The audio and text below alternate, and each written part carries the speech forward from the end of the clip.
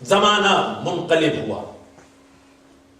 40,000 یا 18,000 جنہوں نے بیعتیں کی تھیں، پہلے عبید اللہ ابن زیاد کے بیان کے بعد سب متزلزل ہو گئے. کہیں ایسا نہ ہو کہ ہمارے گھر و بار اجاڑ دیے جائیں، کہیں ایسا نہ ہو کہ ہمیں قتل کر دیا جائے، کہیں ایسا نہ ہو کہ ہمیں برباد کر دیا جائے. نتیجہ کیا نکلا؟ جناب مسلم ہانی بن عروہ کے گھر منتقل ہوئے. ابھی تک جو سب ظاہر اور واضح طور پر آتے تھے، اب صاحبان ایمان اتنے قلیل ہو گئے کہ مخفی طور پر جناب مسلم سے ملاقات کے لیے آتے رہے. ابن زیاد نے طریقہ اختیار کیا، اپنے غلام کو بلایا، موقل کو کچھ پیسے دیے، کہا جاؤ اور جا کر کے کسی کے گھر سے بھی جہاں کہیں بھی جناب مسلم پوشیدہ ہوں ان کی خبر لے کر کے آؤ. لیکن طریقہ کیا اختیار کرنا؟ پہلے ان کے چاہنے والوں سے ملو، ان کے معتمد بن جاؤ، اور جب معتمد بن جاؤ تو یہ رقم ان کے سپرد کر دینا، اور جب یہ رقم سپرد کر دینا تو ان جملوں کے ساتھ کہنا کہ دیکھو یہ رقم ابن زیاد کے مد مقابل قیام کے لیے صرف کرنی ہے. ظاہری طور پر کتنا اچھا لگ رہا ہے. صاحبان ایمان یقیناً مخلص ہوتے ہیں. جہاں نفاق نہیں ہوتا وہاں مکاریاں سمجھ میں نہیں آتی. جہاں نفاق نہیں ہوتا وہاں مکاریاں سمجھ میں نہیں آتی. لیکن جو عیار و مکار کی پیروی کرنے والے، عمر عاص اور مروان جیسے لوگوں کو ماننے والے، ان کا وتیرہ اور طریقہ ہی عیاری اور مکاری. مگر مومن بھی اتنا بے وقوف نہیں ہوتا جو بار بار دھوکے میں آئے. لہذا موقل گیا، اعتماد حاصل کیا. اعتماد حاصل کرنے کے بعد اب اس کا وتیرہ اور طریقہ ہو گیا کہ جناب مسلم تک پہنچ گیا. جناب ہانی کے گھر میں سب سے پہلے آتا تھا، سب سے آخر میں جاتا تھا، ساری خبریں پہنچاتا رہا، جس کا نتیجہ یہ نکلا کہ جناب ہانی شہید کر دیے گئے. کون ہے؟ آج بھی میڈیا سے یہ کہا جا رہا ہے کہ شیعہ نے نعوذ باللہ امام حسین علیہ السلام کو بلا کر کے انہیں شہید کیا ہے. یہ شیعان معاویہ ہے وہ کہ جو دھوکہ دہی کے ذریعے سے جناب ہانی کو سب سے پہلے انہوں نے درجہ شہادت پر فائز کیا ہے، اور اس کے بعد جناب مسلم کے دشمن بنے کہ جو سفیر امام حسین علیہ السلام بن کر کے کوفے میں آئے تھے. نتیجہ کیا نکلا کہ جب مسجد سے برآمد ہوئے تو 10-12 افراد، جب دروازے سے برآمد ہوئے تو کوئی نہیں. جناب مسلم ہے، کوفے کی گلیاں ہیں، عالم غربت و مفلسی ہے. چلتے چلتے ایک راستے پر ایسے مقام پر پہنچے کہ جہاں دیکھا کہ ایک معظمہ بیٹھی ہوئی ہے، کسی کا انتظار کر رہی. قریب گئے، کہا بی بی کیا یہ ممکن ہے کہ تھوڑا سا پانی مل سکے تاکہ میں اپنی پیاس بجھا لوں؟ ہمارے اور آپ کے امام کا یہ سفیر سرزمین کوفہ پر یکو تنہا ٹہل رہا ہے. مومنہ پانی لے کر کے آئی، جناب مسلم سیراب ہوئے، شکر کا سجدہ ادا کیا، مومنہ کا شکریہ ادا کیا، اور اسی مقام پر بیٹھ گئے. کوفے کے حالات کو مد نظر رکھتے ہوئے مومنہ بولی، بھائی تم اپنے گھر کیوں نہیں چلے جاتے؟ کیا تمہیں نہیں اندازہ کہ کوفے کے حالات کتنے خراب ہیں؟ جناب مسلم نے سر اٹھایا، کہا توبہ یہ بتا، اگر کسی کے گھر نہ ہو تو وہ کدھر جائے؟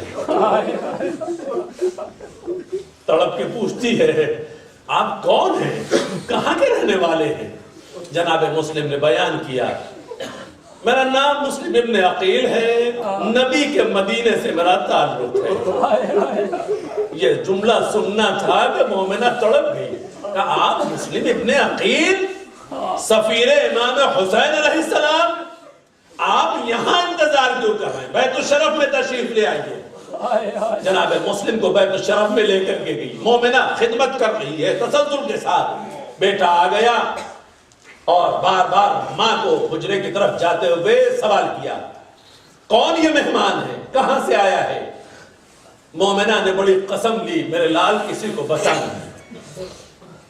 ہم خوش قسمت ہیں کہ ہمارے گھر میں نبی کے لال کا سفیر مقیم ہوا ہے۔ آج ہمارا مقدر کھل گیا ہے کہ ہمیں یہ موقع ملا کہ ہم سفیر امام کی خدمت کر رہے ہیں۔ عزیزان محترم، بیٹا خاموش تو رہا مگر صبح اس پہ جا کر کے ساری خبر عام کر دی۔ جناب مسلم ابھی نماز فجر تمام کر رہے تھے کہ گھوڑوں کی ٹاپوں کی آوازیں آنے لگی۔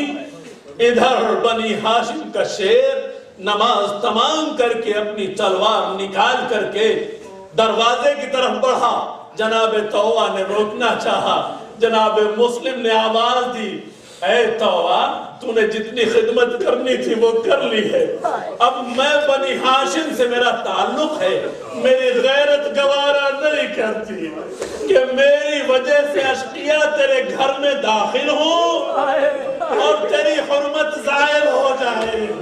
میں کہوں گا اے سفیر امام، آپ نے توبہ کی حرمت کا اتنا خیال رکھا ہے، کاش اگر کربلا میں ہوتے، خیام جلنے لگے تھے، مخدرات عصمت و طہارت کے سروں سے چادریں اتر رہی تھی۔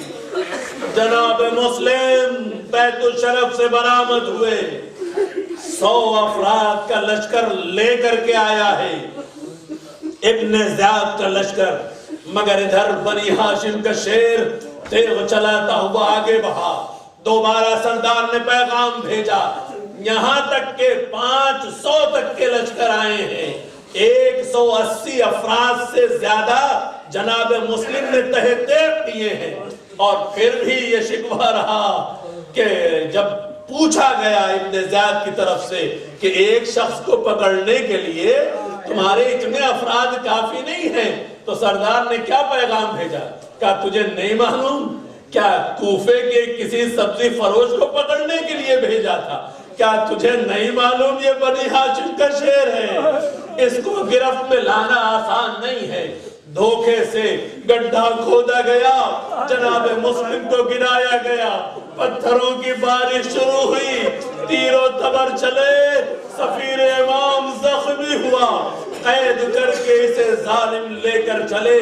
دربار میں پہنچے، کسی نے کہا امیر کو تو نے سلام نہیں کیا، پابند سلاسل سفیر امام اکڑ کے کہتا ہے، اے ظالم کیا تجھے نہیں معلوم میرا امیر صرف حسین ہے، اگر کوئی سلام کے قابل ہے تو وہ میرا امام فرزند زہرا ہے، ایسے فاسق و فاجر کو میں سلام نہیں کرتا۔